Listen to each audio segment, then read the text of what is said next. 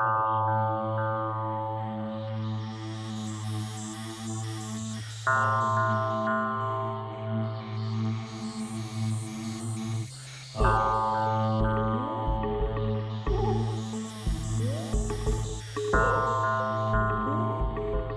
live in a community in the middle of the jungle in a preservation area. We are there for spirituality. It's an intentional community that gathered there to develop spirituality and using the sacrament, the Amazonian sacrament that come from indigenous people. I would say my main 3 lines of work is, first of all, scientific. I publish books, I edit, I write. Then I have also my political side, like my activism, that I am an anti-prohibitionist activist, and I like to promote discussions and reflections on the drug war. And also I have my spiritual side, my spiritual activities, that I'm very personally related to this plants that some people call teacher plants, or there's diverse ways to call it. Santo Daime was founded by Mestre Neu in the 30s in the Amazon. He's an Afro-Brazilian man that migrated from the Northeast to the Amazon. He received from an indigenous old healer this holy sacrament. And this man gave him this. He knew what he was doing. Because Mestre Neu, he had this mission. He discovered when he drank this, who he was. He had that mission to open this for the world. We have a vine and a shrub. The vine is masculine and the leaf is feminine. They need to come together. And to prepare this medicine, they need to lose their original shape. We have to smash the vine and the leaves. They are cooked. Everything is cooked. They come from the earth. We need fire, we need water, we need air for this to become something else. That is this global principle of awakeness.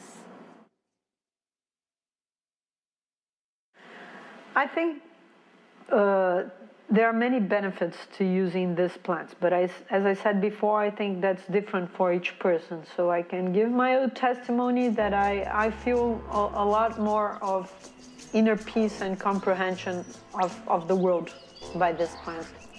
We do a lot of cleansing about several deaths. we have to die several times. Huh? Peya is like, getting like punished by the plant. If you did something that you deserve it probably, and then that might reflect in a lot of vomiting or bad experiences, which is understood as a cleansing, so not necessarily as something bad for you, but kind of like a medicine. Maybe it doesn't taste good, but it's good for you. It brings us a lot of awareness and reminds of prophecies. So we kind of breaks this limit of time and space, You go to the spiritual level. I have learned a great deal of myself and of the world doing these plants. Actually, I don't know how I would classify and understand myself without these plants now. I consider that I am one with it. And the sacred medicine is teaching us a lot about ourselves, who we are. And I think it all for urban people, it opens up a little bit ecological consciousness, awareness of nature. that it's not so external to you, that you're a part of it. We are here, we came to this earth, but most of the humanity, they don't know what they are doing here. They're lost, they are around, they are fighting, and they don't pay attention to what are they doing in this world.